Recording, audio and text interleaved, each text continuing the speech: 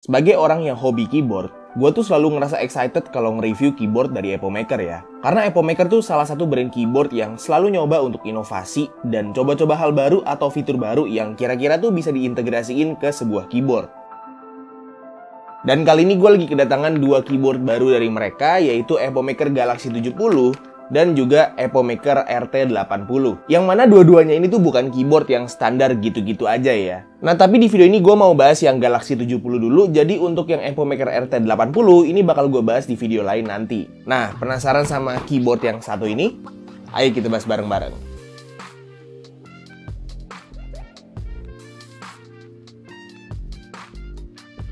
Halo semuanya, ketemu lagi sama gue Tommy. Dan di video ini gue lagi mau ngebahas keyboard baru dari Epomaker yang namanya Epomaker Galaxy 70. Secara overview, keyboard ini tuh sebenarnya simple ya. Keyboard 75% aluminium yang punya form factor ala TKL dengan tombol navigasi yang dipisah ke kanan, triple mode connection, ada knobnya, dan punya sound profile yang kayaknya kalau orang sekarang bilang itu creamy ya. Ya, simple kan? Nah, untuk paket pembeliannya juga cukup lengkap ya. Kalian bakal dapat keyboardnya sekaligus dongle wirelessnya yang ada kompartemen khusus tersembunyi di sebelah arrow keys-nya. Dapat 2-in-1 switch and keycap puller, kabel Type-C, keycaps tambahan untuk macOS, dan user manual. Nah, secara desain dan form factor, Galaxy 70 ini bisa jadi titik tengah yang pas buat orang yang suka layout 75%, tapi suka layout TKL juga dan bingung kalau harus punya dua keyboard sekaligus. Jadi di keyboard ini dibikin seolah-olah kayak layout TKL, tapi kayak dipangkas satu kolom dan navigational keys-nya itu digeser dikit ke kiri supaya secara ukuran bisa jadi lebih compact. Intinya kalau dibandingin side by side sama keyboard 75% dan TKL, ukuran dia tuh kayak di tengah-tengah gitu lah ya. Secara bentuk juga dia menarik banget ya karakternya. Ujung-ujungnya rounded banget jadi kelihatan lebih gemes gitu ya. Side profile-nya juga cukup berkarakter. Dan satu aspek yang cukup menarik tuh kompartemen dongle-nya yang bisa ditutup buka dengan sistem magnet. Dan kalau dibuka tuh dongle-nya kayak mencelat keluar gitu, jadi lebih gampang diambilnya. Untuk varian warnanya dia ada 3. Ada yang warna hitam, biru, sama grey kayak yang punya gua. Secara bahan dia itu aluminium yang hefty banget ya. Bener-bener kerasa berat kalau diangkat. Dan ini finishingnya tuh pakai proses yang namanya electrostatic powder coating. Jadi emang feel finishingnya tuh kayak agak kasar berpasir gitu. Di bagian bawah keyboardnya juga ada rubber feet yang cukup gede dan semacam badge gitu yang awalnya gue pikir weight ya. Tapi kayaknya bukan sih, cuma badge ala-ala aja yang mempercantik keyboardnya. Di bagian atas arrow keys-nya juga ada RGB strip gitu ya yang ngasih aksen cakep ke keyboardnya. Dan dia bisa dinyalain RGB-nya tanpa harus nyalain RGB keys keyboardnya. Jadi bisa kasih aksen RGB yang lebih elegan cuy. Untuk keycaps-nya dia cari profile dengan bahan PBT die-sub yang surface-nya enak dan legending-nya juga yang tipe minimalis gitu ya. Tapi ini cocok sih sama desain keyboardnya, cakep dan rapih banget. Untuk switch-nya dia pakai switch linear yang namanya Huano Blossom Odyssey yang udah factory loop dan spring-nya juga tipe yang firm gitu ya. Jadi secara bawaan tuh udah enak banget typing feel-nya. Untuk stabilizers-nya dia pakai plate mount biasa aja yang udah factory loop dan udah konsisten juga, jadi udah bebas rattle dan juga ticking.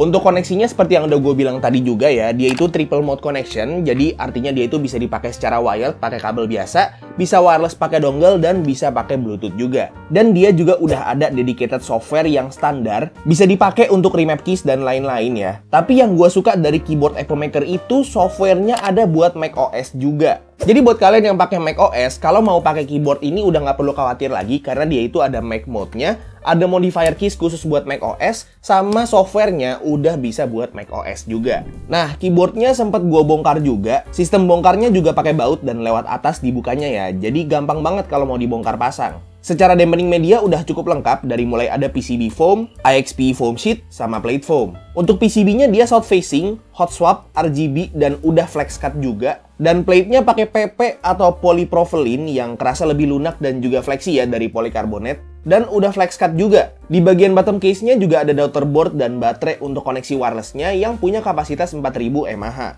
Nah, untuk mounting sistemnya gasket mount standar pakai silikon gaskets ya. Jadi kalau digabung sama PCB dan plate-nya yang sedemikian rupa, typing feel-nya itu kerasa bouncy banget cuy. Nah, jadi itu dia untuk desain, form factor, fitur, dan juga bagian internal dari si Epomaker Galaxy 70 ini. Sekarang, ini dia typing testnya.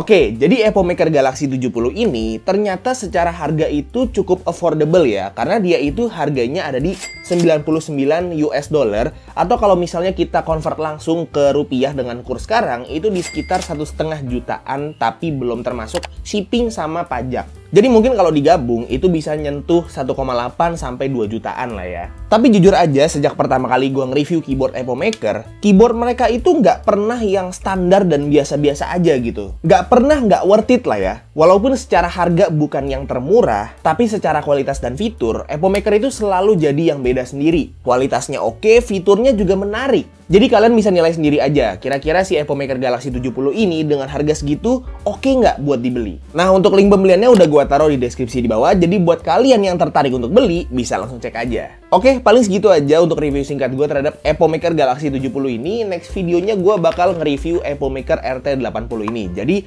subscribe supaya nggak kelewatan videonya. Semoga video ini bermanfaat buat kalian semua, dan semoga seenggaknya salah satu dari kalian itu bisa keracunan dan beli keyboard ini karena gue. Kalau misalnya kalian suka videonya, silahkan like dan kasih tahu ke teman-teman kalian. Dan kalau misalnya kalian nggak suka videonya, silahkan kasih tahu ke gue. Jangan lupa untuk subscribe supaya kalian nggak kelewatan video gue yang selanjutnya. Dan jangan lupa juga untuk follow semua sosial media gue yang udah gue taruh di deskripsi di bawah. Itu aja untuk videonya. Sekali lagi, thank you banget yang udah nonton dari awal sampai akhir.